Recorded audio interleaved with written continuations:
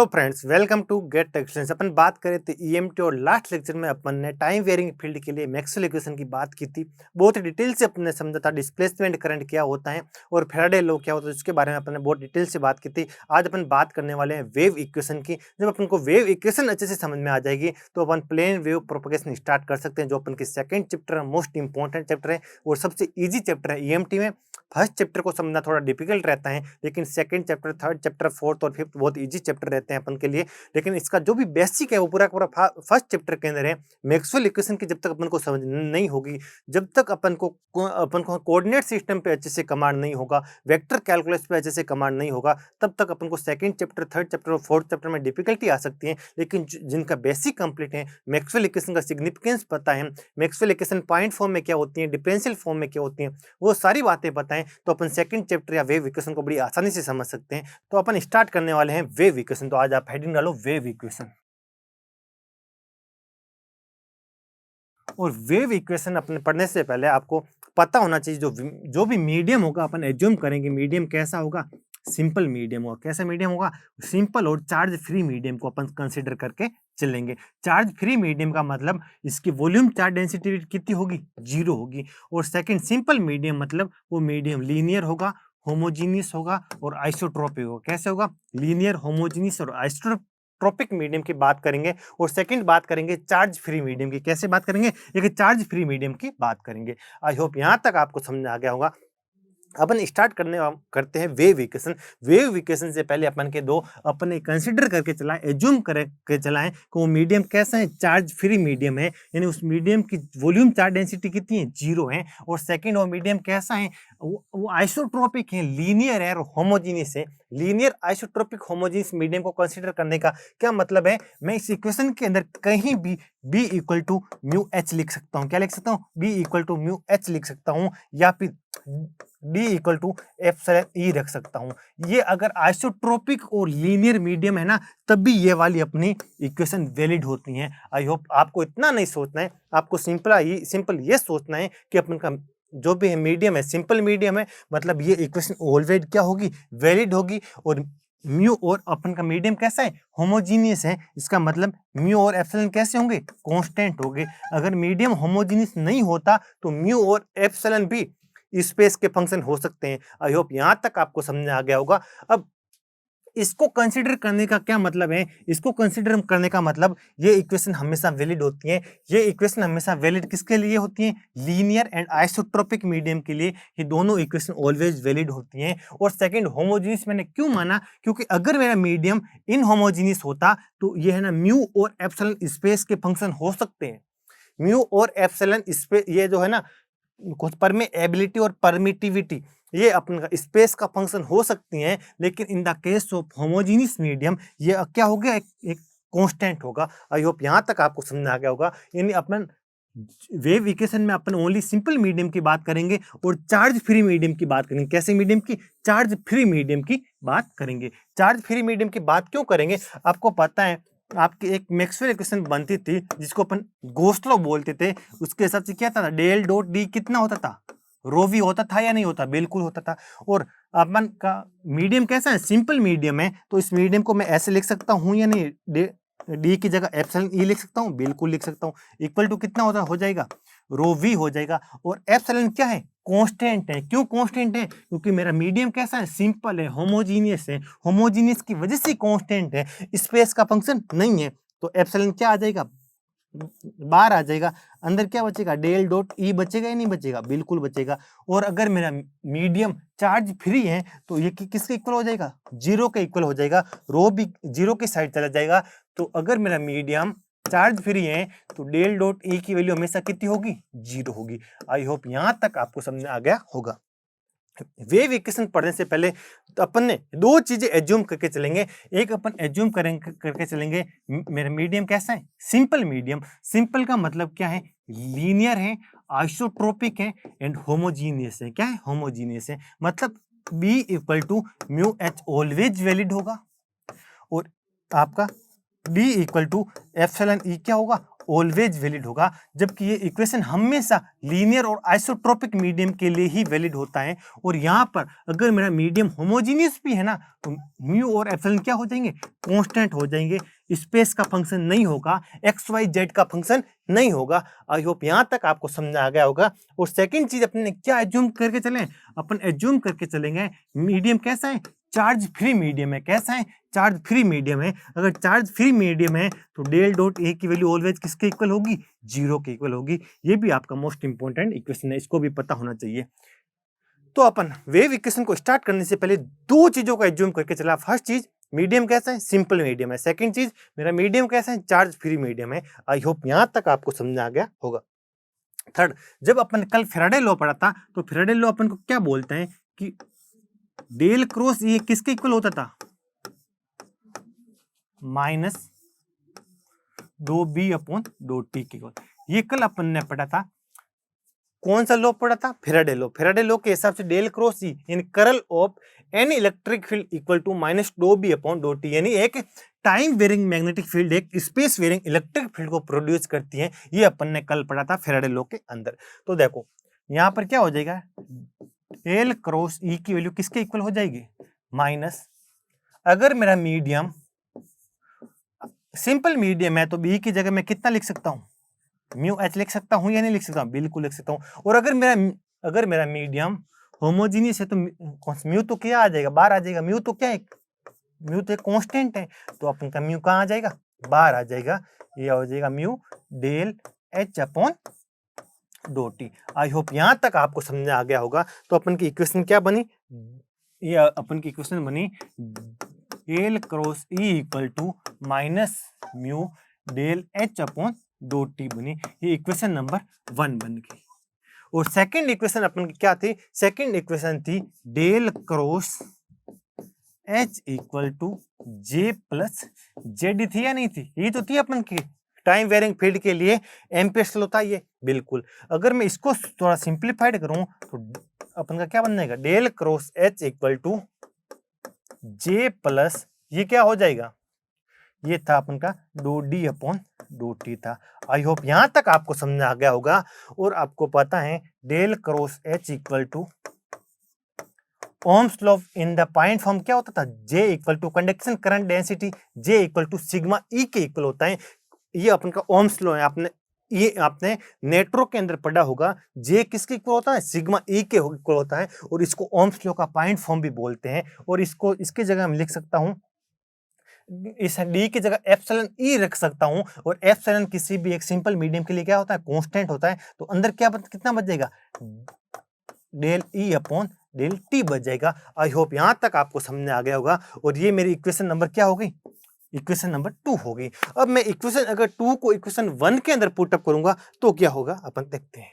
अब ये मेरी इक्वेशन हो गई 1 और ये मेरी इक्वेशन 2 हो गई। और इक्वेशन 1 के अगर दोनों तरफ मैं करल लेता हूं, क्या लेता हूं, करल लेता हूं इक्वेशन 1 के दोनों तरफ। तो देखो डेल क्रॉस ई होगा या नहीं होगा, बिल्कुल होगा। इक्वेशन 1 इधर भी मैंने करल ले लिया, तो इधर भी अगर मैं करल लूंगा तो करल किसके साथ होगा, एच के साथ तो होगा करल की वैल्यू। तो बिल्कुल आपको पता होना चाहिए क्या हो जाएगा, माइनस म्यू।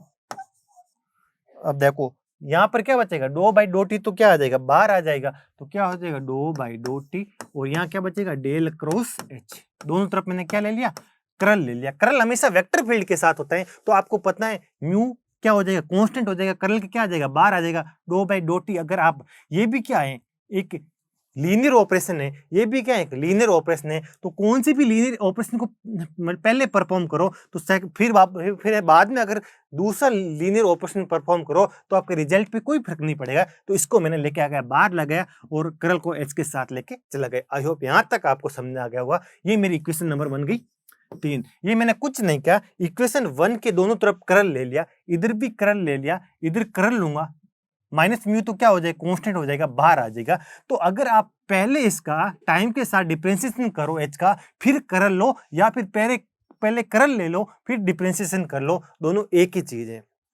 दोनों क्या ऑपरेशन है, लीनियर ऑपरेशन है। और एक दूसरे से क्या इंडिपेंडेंट ऑपरेशन है। एक अपन का टाइम का ऑपरेशन है, एक स्पेस का ऑपरेशन है। दोनों ऑपरेशन जब एक दूसरे से इंडिपेंडेंट हो और दोनों के दोनों ऑपरेशन अगर लीनियर हो तो आप है ना पहले किसी ऑपरेशन को परफॉर्म करो, आपके रिजल्ट में कोई फर्क आने वाला नहीं है। आई होप यहाँ तक आपको समझ आ गया होगा। अब अगर इक्वेशन 2 से मैं अगर डेल क्रॉस एच की वैल्यू इक्वेशन 3 के अंदर पुटअप करूंगा तो अपन का क्या हो जाएगा, और इसको अगर मैं करूंगा सोल्व तो आपको पता है ये क्या हो जाएगा, 3 वेक्टर का ट्रिपल वेक्टर प्रोडक्ट तो है, तो अपन क्या होता है फर्स्ट को छोड़ देते हैं, सेकंड का डॉट होता है नहीं होता, बिल्कुल डेल डॉट ही होता ही नहीं होता, ये तो पता होना चाहिए। फिर क्या होता है फर्स्ट के साथ डॉट, सेकंड को छोड़ दो तो फर्स्ट के साथ डेल डॉट, डेल कितना हो जाएगा, डेल, ये अपने वेक्टर कैलकुलस में पढ़ रखा है, डेल क्रॉस सी, इसकी वैल्यू इसके इक्वल होती है और इसकी वैल्यू हमेशा कितनी हो जाएगी, डेल डॉट ई की वैल्यू कितनी हो जाएगी, 0। क्यों हो जाएगी, क्योंकि अपन का मीडियम कैसा है,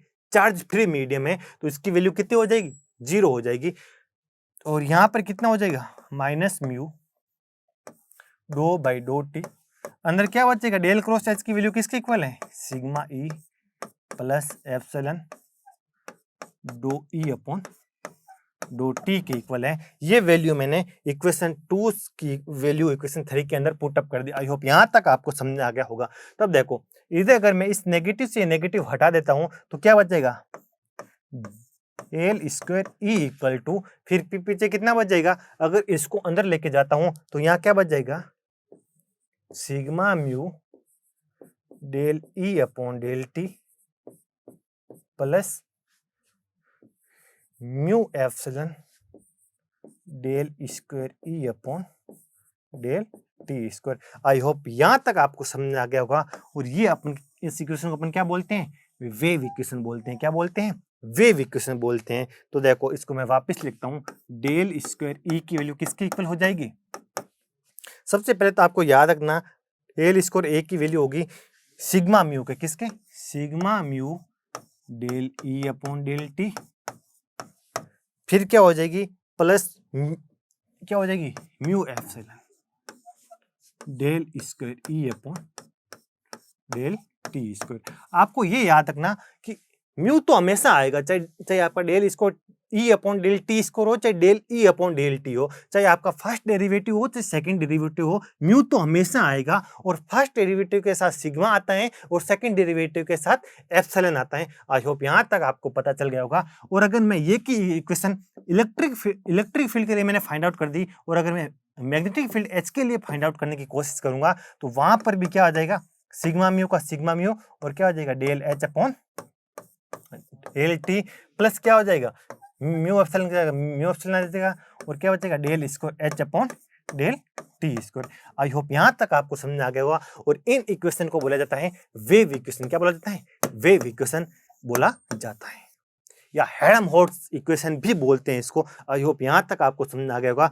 वेव इक्वेशन को आपको पता होना चाहिए, इसको क्या बोलते हैं वे, ये आपके दिमाग में भी सेट होनी चाहिए, याद भी होनी चाहिए। कुछ भी नहीं है यहाँ पर, आपको कुछ नहीं करना, एक बार डेल स्क्वायर ई लेना है, डेल स्क्वायर एच लेना है, बिल्कुल कुछ भी नहीं लेना है, डेल स्क्वायर ई और डेल स्क्वायर एच लेना है। यहाँ पर एक बार फर्स्ट डेरिवेटिव, एक बार सेकंड डेरिवेटिव, और पता होना चाहिए म्यू तो हमेशा आएगा ही आएगा। फर्स्ट डेरिवेटिव के साथ सिग्मा आता है और सेकंड डेरिवेटिव के साथ एप्सिलॉन आता है। ये देखो फर्स्ट डेरिवेटिव के साथ सिग्मा आएगा और सेकंड डेरिवेटिव के साथ एप्सिलॉन आएगा। यहाँ पर भी फर्स्ट डेरिवेटिव के साथ सिग्मा, सेकंड डेरिवेटिव के साथ एप्सिलॉन आएगा, और ये तो हमेशा आएगा ही आएगा म्यू तो।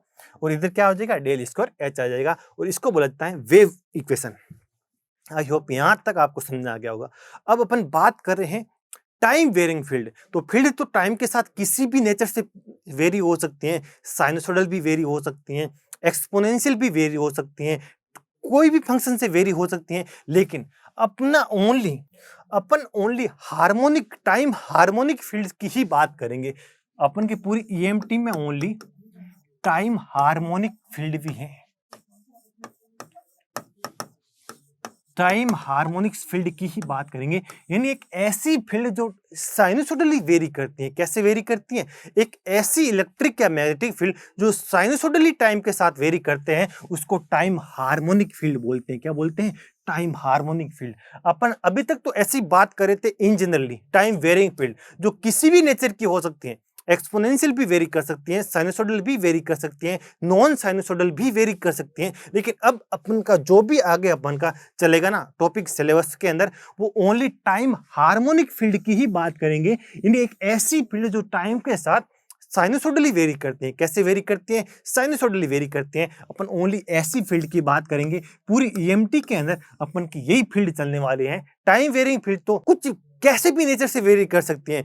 इनफिनाइट वे होती है टाइम के साथ वेरी करने का। वेव को इनफिनाइट तरीके से मैं इलेक्ट्रिक फील्ड को बहुत सारे तरीकों से टाइम के साथ वेरी करवा सकता हूं, लेकिन अपन को हर एक मेथड नहीं पढ़ना है। अपन को ओनली हार्मोनिक फील्ड्स का स्टडी करनी है, यानी ऐसी फील्ड जिसमें टाइम वेरिएशन कैसा होना चाहिए, साइनसोइडली वेरिएशन होना चाहिए। और ऐसी फील्ड को हैंडल करने का सबसे आसान तरीका क्या होता है? Phasor domain. क्या होता है? जो अपन ने नेटवर्क के अंदर पढ़ते हैं, फेजर डोमेन के अंदर ऐसी फील्ड को हैंडल करना बहुत ही आसान रहता है। और ऐसी फील्ड को टाइम डोमेन के अंदर हैंडल करना थोड़ा डिफिकल्ट रहता है। तो अपन आज से अपन ओनली टाइम हार्मोनिक फील्ड पढ़ेंगे और उसको ही अपन फेजर डोमेन के अंदर ही पढ़ेंगे।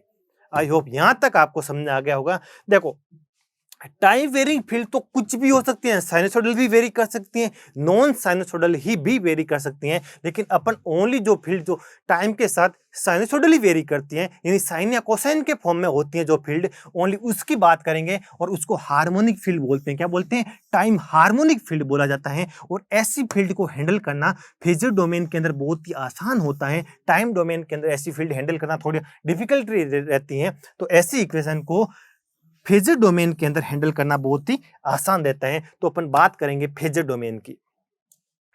किसकी बात करेंगे? फेजर डोमेन की। मान लो कोई एक हार्मोनिक है, एक टाइम हार्मोनिक वेक्टर फील्ड ऐसी है। मैं हार्मोनिक फील्ड का बोलता हूं तो उसका मतलब यही होता है कि वो तो या तो टाइम के साथ साइनसोइडली वेरी करता है, या तो वो साइन के फॉर्म में होगी या फिर कोसाइन के फॉर्म में होगी। आई होप यहां तक आपको समझ आ गया होगा। मान लो एक मेरी टाइम हार्मोनिक वेक्टर फील्ड है, जो स्पेस का फंक्शन तो होगी ही होगी, स्पेस के साथ साथ क्या होगी? टाइम का फंक्शन होगी। और टाइम का कैसा फंक्शन होगी? साइनसोइडल फंक्शन होगी। और इसका फेजर डोमेन की रिप्रेजेंटेशन में हमेशा ए एस से लिखता हूं। किससे? ए एस से। और आपको पता है फेजर डोमेन के अंदर कभी भी टाइम का फंक्शन नहीं होता है, ओनली किसका फंक्शन होता है? स्पेस का फंक्शन होता है। आई होप यहां तक आपको पता चल गया होगा। आपने नेटवर्क के अंदर पढ़ रखा होगा कि क्योंकि अगर आपका ये आपका कौन सा टाइम डोमेन है, ये आपका फेजर डोमेन है। और फेजर डोमेन के अंदर जो भी वेक्टर क्वांटिटी होगी वो ओनली स्पेस का फंक्शन होगी, जबकि टाइम डोमेन के अंदर जो वेक्टर क्वांटिटी होगी, वेक्टर फील्ड होगी, वो स्पेस के फंक्शन होगा, साथ में टाइम का फंक्शन होगा। इस टाइम के फंक्शन से बचने के लिए अपन इसको फेजर डोमेन में कन्वर्ट करते हैं। फेजर डोमेन में ओनली स्पेस का फंक्शन होते हैं। आई होप यहां तक आपको समझ आ गया होगा। और आपको एक चीज और बताता हूं, अगर ए मेरी कोई एक हार्मोनिक वेक्टर फील्ड है, उसका फेजर डोमेन इक्विवेलेंट अगर ए एस है, कितना है? ए एस है, तो आपको पता होना चाहिए del A upon del T. अगर इसका डिफरेंशिएशन लूंगा तो एक मेरे को मान लो दूसरी कोई भी फील्ड मिलेगी, मान लो कोई दूसरी फील्ड मेरे को क्या मिल गई? बी मिल गई। तो इसका अगर बी का मेरे को फेजर डोमेन के अंदर इक्विवेलेंट फाइंड आउट करना है और मेरे को ए का फेजर डोमेन के अंदर इक्विवेलेंट पता है, तो सिंपली क्या करूंगा? जे ओमेगा से मल्टीप्लाई कर दूंगा ए एस। ओमेगा क्या हो जाएगी?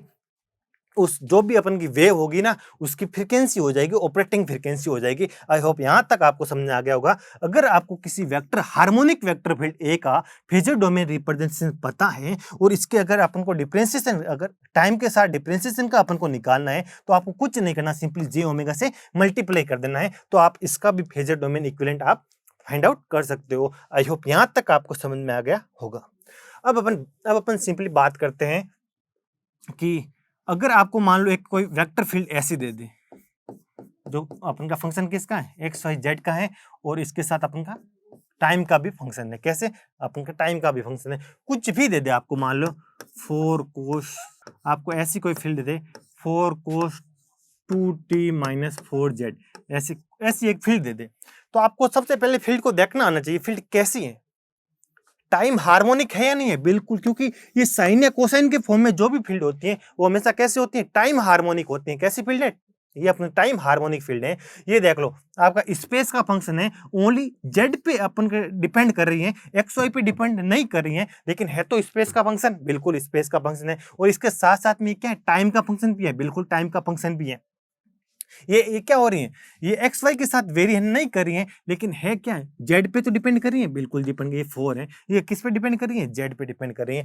अगर आपको इसको आपको फेजर डोमेन में कन्वर्ट करना है, तो सिंपली कुछ भी नहीं करना है, आपको क्या कर देना है? 4, ये 4 का 4 आ जाएगा। जो इसका मैग्नीट्यूड है वो का वो आप इधर ले लो, कोस को हटा दो, टाइम को हटा दो और पीछे एंगल कितना बचा -4z, तो एंगल कितना हो जाएगा -4।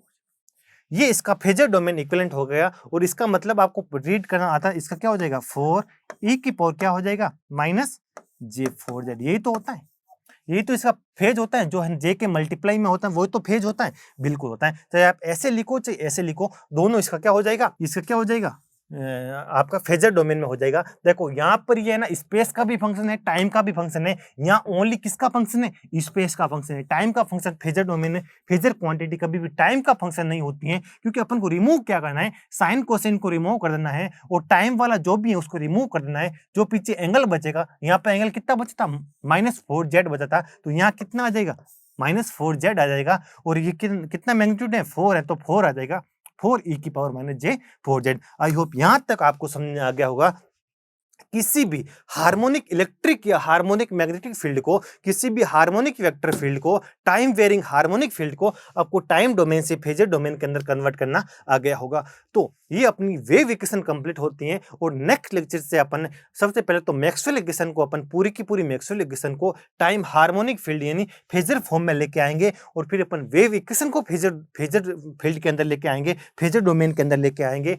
फिर अपन वेव इक्वेशन को सोल्व अपन टाइम डोमेन नहीं करेंगे, वेव इक्वेशन को अपन सॉल्यूशन अपन फेजर डोमेन के अंदर करेंगे। वेव इक्वेशन को सोल्व करना फेजर डोमेन में बहुत इजी रहता है, इसलिए मैंने आपको ये पूरा फेजर डोमेन समझाया है। अपन अगले लेक्चर में क्या करेंगे, फेजर डोमेन के अंदर सारी की सारी मैक्सवेल इक्वेशन को फेजर डोमेन के अंदर रिप्रेजेंट करने की ट्राई करेंगे और फिर अपन वेव इक्वेशन को भी फेजर डोमेन के अंदर रिप्रेजेंट करेंगे और इसके बाद अपन वेव इक्वेशन को सोल्व करेंगे, वेव इक्वेशन का सॉल्यूशन करेंगे।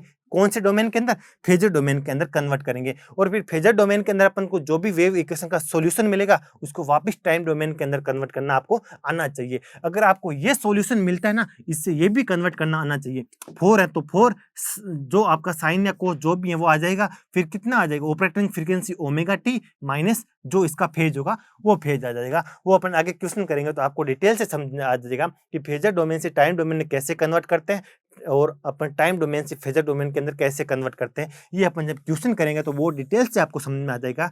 आई होप यहाँ तक आपको समझ में आ गया होगा। अब अपन जो भी बात करेंगे, जो भी मैक्सवेल इक्वेशन की बात करेंगे, जो भी वेव इक्वेशन की बात करेंगे, वो only for time harmonic field की बात करेंगे, यानी एक ऐसी फील्ड की बात करेंगे जो ओनली टाइम के साथ साइनसोइडली वेरी होती हैं, ऐसी फील्ड की बात करेंगे। तो आई होप आपको वेव इक्वेशन समझ में आ गई होगी और आपको टाइम हार्मोनिक फील्ड का पता चल गया होगा और किसी भी इक्वेशन को टाइम डोमेन से फेजर डोमेन में कैसे कन्वर्ट करते हैं वो अपन नेक्स्ट लेक्चर में पढ़ेंगे। तो इस लेक्चर के लिए इतना ही। तो थैंक यू सो मच।